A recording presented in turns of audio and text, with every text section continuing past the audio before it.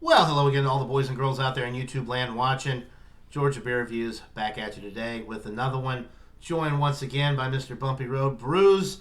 And we've got what I think is going to be a pretty good beer. I think it was $9 for the can. Not the best price, but it's a 12-ounce can. This is from Revolution Brewing out of Chicago, Illinois. This is the Vanilla Deth, apparently. Looks like Vanilla Deth to me, but apparently it's pronounced Deth. And it's a Imperial Stout made with hand-split whole vanilla beans, flaked and malted oats. It is not barrel-aged. I thought it was, but it's not.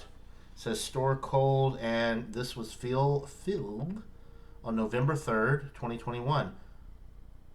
Day before my birthday, a year ago.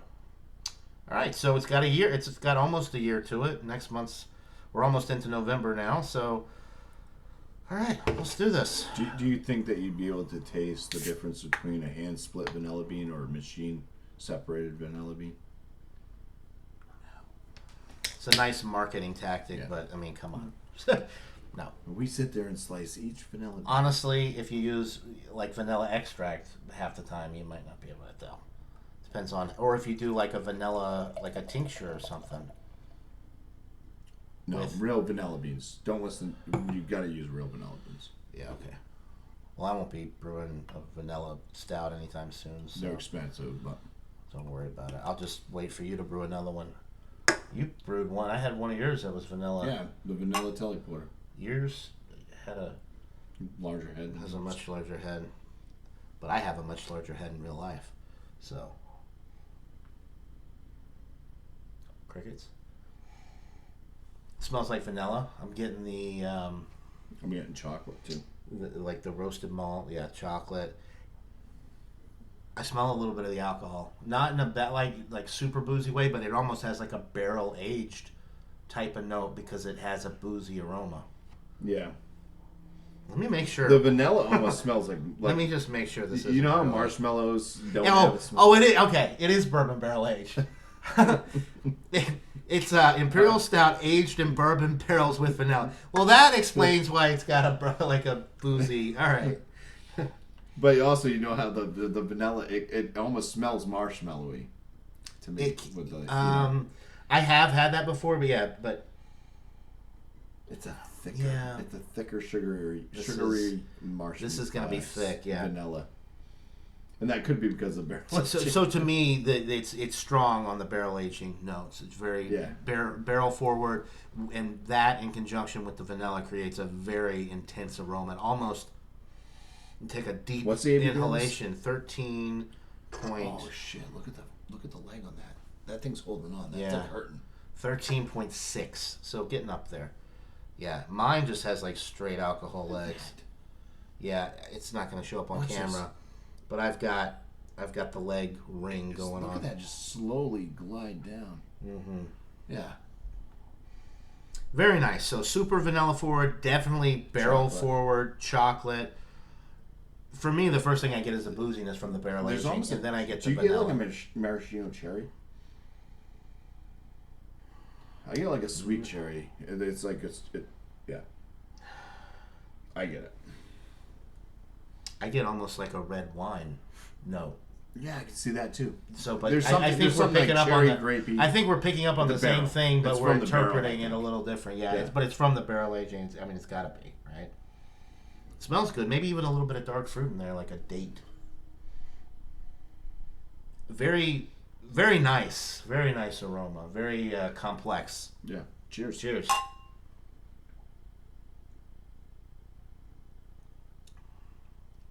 Dark fruit, sweet tobacco. It almost has a Bourbon County vibe with the Tobacco, yeah. tobacco. That sweet yellow tobacco note. We both immediately right. You picked Yeah. that up immediately.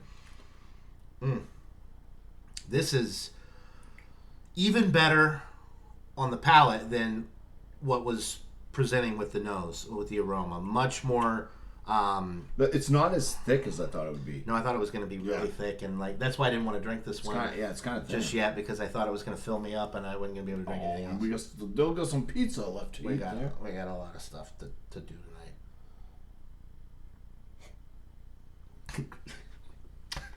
We got a lot of a lot of beer. Oh Jesus, that sounded.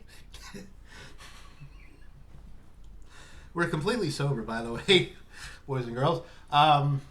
Sorry about that. Okay. Anyway, we're just we're having a good time. So, dark fruit, sweet tobacco, little chocolate. The vanilla's coming through. The barrel, the oak. It's all there. Warming in the chest. It definitely is warming. It's boozy, but not in a bad way. It's boozy in a good way that you want a good barrel-aged stout to be. Yeah, dark fruit, tobacco. The tobacco really kind of surprised me. It caught me off guard because I took that first sip and I immediately was like, wow, this is up there with Bourbon County because it's got that extra complexity, that extra layer with the tobacco and the really intense dark fruit notes in there. And the tobacco is kind of like raisin too. I mean, tobacco. Raisin, tobacco. The dark fruit and the tobacco kind of go hand in hand a lot of times. The vanilla is actually, it was more pronounced on the aroma. It's not so much of the chocolate and the tobacco and the dark fruit come through more on the palate, and then the vanilla is just kind of like there to smooth it out, and then on the finish you get a little bit of that. I don't get so much of the chocolate anymore either. It's kind of back there, but it's kind of more on the bitter end of chocolate versus the sweet. Like on the aromas, it was like milk chocolate with the vanilla notes that I was getting. This is damn good. Little bit of oakiness, I would say, kind of on the finish. Yeah. I think it's almost like more of the vanilla is coming from the barrel aging than it is from the hand split vanilla beans that they use, because I'm not getting any. You see something like that on the side of a label, you expect it to be like really intense vanilla, right? Yeah. And it's not. It's very balanced. It does kind of have like a cream soda type vibe to it, I think. A little bit on the palate. Probably from the vanilla, right? Vanilla, the hand split vanilla. It's like cream, a little bit of a cream soda. One other interesting thing, it says pronounced vanilla flavor and aroma.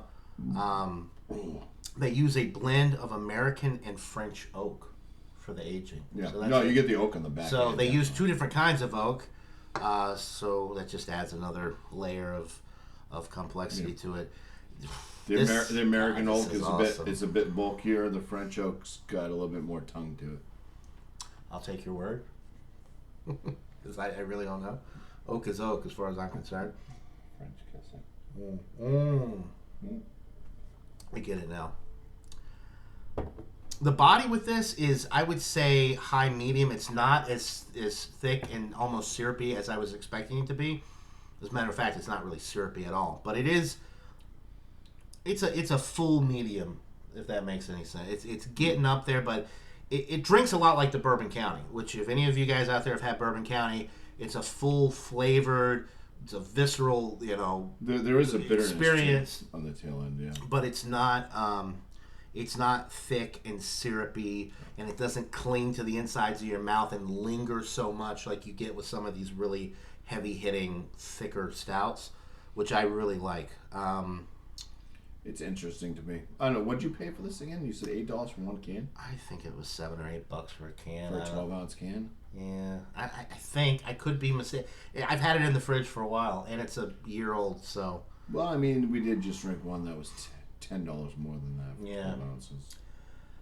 This is so close to world class for me, but I can't give everything a world class rate. I think for me, this is like a 97. It's bordering on world class. It's up there with some of the Bourbon County stuff I've had. Anytime I get tobacco notes in a beer like this and dark fruit from the barrel aging, which I think is where most of that flavor is coming from, it's just a dynamite beer. I'm going to go 97, which is a little conservative, but it is right there at that world class, close at the precipice of world class. And this is, I think, is the first beer that I've had from Revolution Brewing out of Chicago. The Vanilla Deth.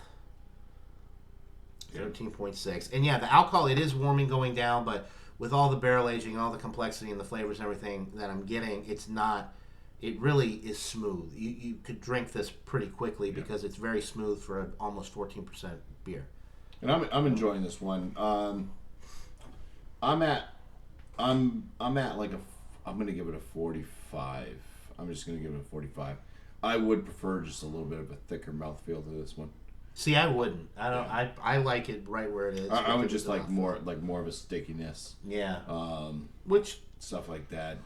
Just because it is a substantial beer, so I could see why you would want a little bit more body to it. Yeah. But for me, it's perfect. I like. And that's a 45 out of 50. I didn't say that. So that's Right. Where would that fall for? You did say the 45 out of top 50. end. Yeah, top end of very good.